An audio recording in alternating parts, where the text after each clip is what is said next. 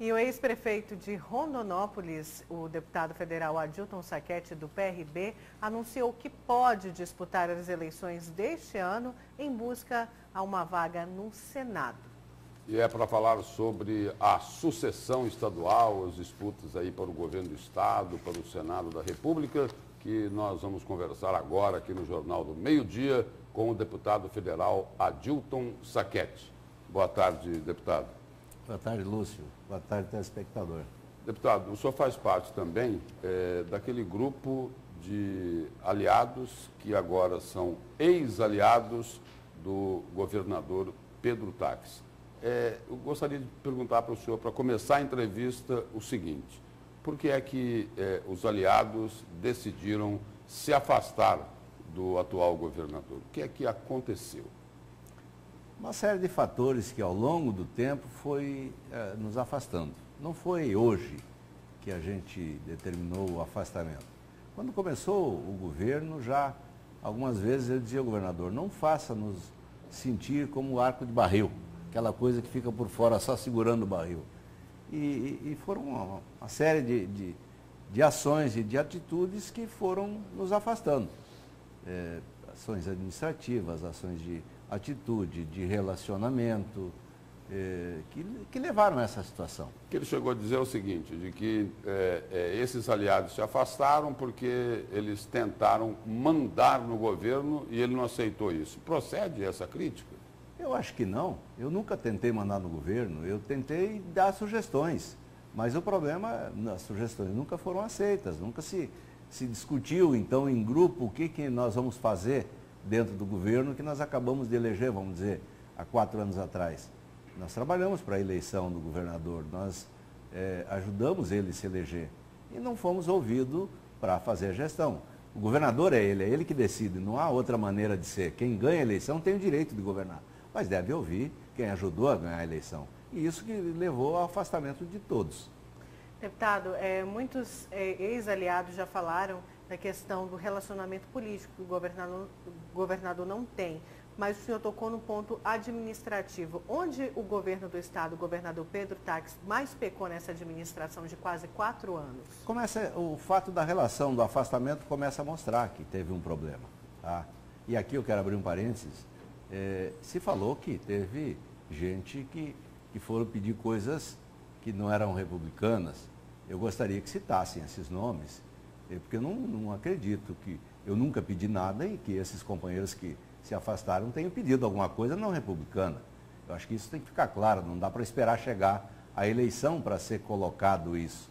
Eu acho que tem que ser colocado quem foi e o que foi pedir que não está de acordo, para a sociedade saber se a gente está andando com alguém que não merece o nosso respeito. Mas tenho certeza que essas pessoas que hoje estão formando esse grupo não têm do que se envergonhar de ter pedido qualquer coisa errada ao atual governador.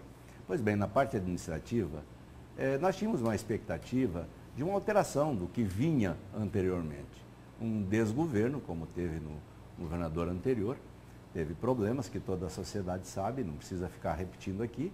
Nós achávamos e trabalhamos para que ele tivesse feito uma reforma administrativa que não aconteceu, uma reforma fiscal que não aconteceu, uma reforma do Estado que não aconteceu, uma série de outros fatores que o tempo passou e não aconteceu.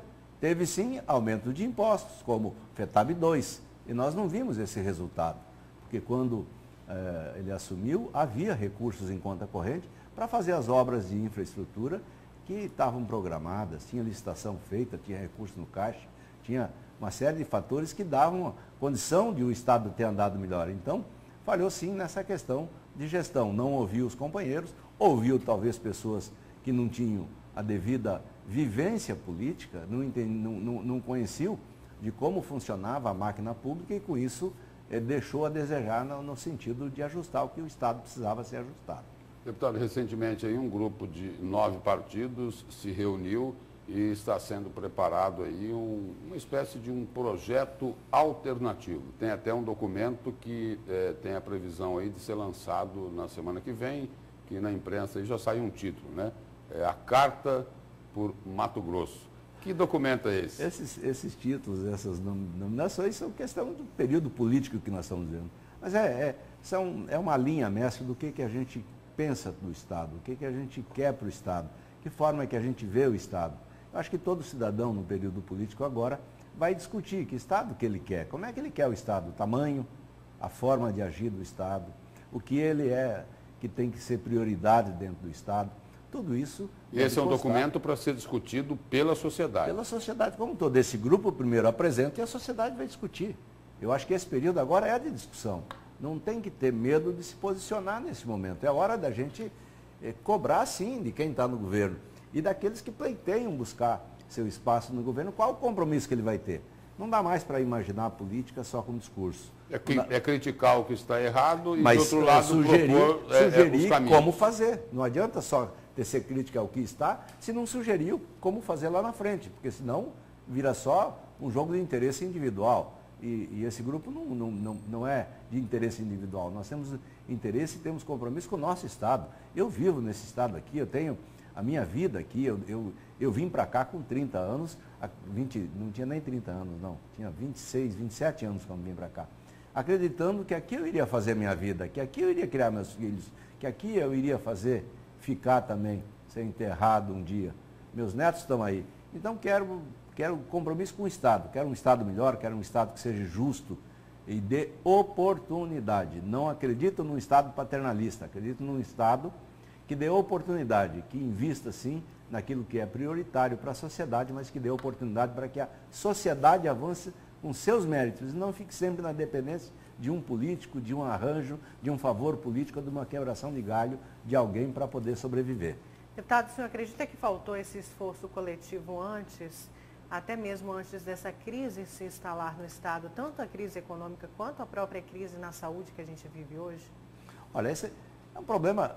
O Brasil viveu um problema e o Mato Grosso, por consequência, foi a reboque. Agora, esse problema era visto, esse problema foi alertado, esse problema foi colocado e não se previu que vinha um grave problema econômico. O país reduziu sua capacidade de investimento, o Brasil teve um momento gravíssimo, em vez da economia crescer, ela decresceu. Nós tivemos um decrescimento da economia na ordem de 8%. Quer dizer, o que nós voltamos aí no mínimo 4, 5 anos para trás do nosso tamanho econômico. E o Estado não se precaveu para isso. O mesmo Mato Grosso, tendo aumentos de arrecadações, não se tomou o devido cuidado na hora de apertar o cinto, na hora de enxugar os gastos, na hora de fazer com que se guardasse reservas para a hora mais difícil que ia ter. Planejamento faltou nessa hora. Deputado, o senhor já se colocou aí, colocou a aspiração que o senhor tem aí de ser pré-candidato ao Senado da República. E em relação ao governo, se ali na frente, o prazo aí que Mauro Mendes pediu é até o final de maio, se o ex-prefeito de Cuiabá resolver não sair candidato, qual seria o caminho desse grupo que está discutindo aí as próximas eleições? Dentro do grupo tem outras pessoas que têm plena capacidade de assumir o cargo de governador desse estado. Nós temos o ex-governador Jaime Campos, que faz parte do DEM, que está dentro desse grupo. Nós temos o ex-prefeito lá de Lucas, o Otaviano Pivetta, um gestor extraordinário que todo mundo que vai a Lucas sai de lá encantado com o trabalho feito lá naquela região e liderado por ele. Nós temos o atual deputado, meu colega Fábio Garcia, que é um jovem, mas é empreendedor, é uma pessoa arrojada, uma pessoa com vontade de fazer as coisas nesse estado. Então, nós temos o Mauro Mendes, que precisa do tempo que ele está pedindo até o final do mês, mas eu quero crer que ele será o nosso candidato. Tenho acreditado nisso, tenho trabalhado para isso. Eu espero que ele seja o nosso candidato pela sua capacidade de gestão que ele tem, já mostrou aqui em Cuiabá, as pessoas conhecem seu trabalho. Então, há dentro do grupo, sim, pessoas dispostas a assumirem essa caminhada, a assumir uma candidatura a governador do estado.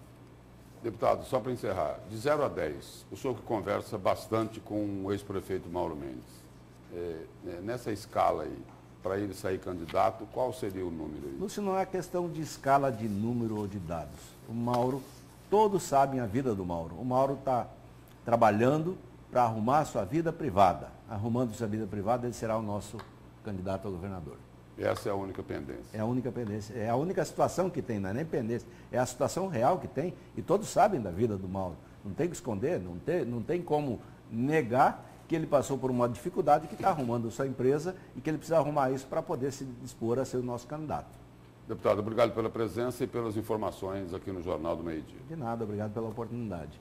Obrigada, deputado. Obrigado a você.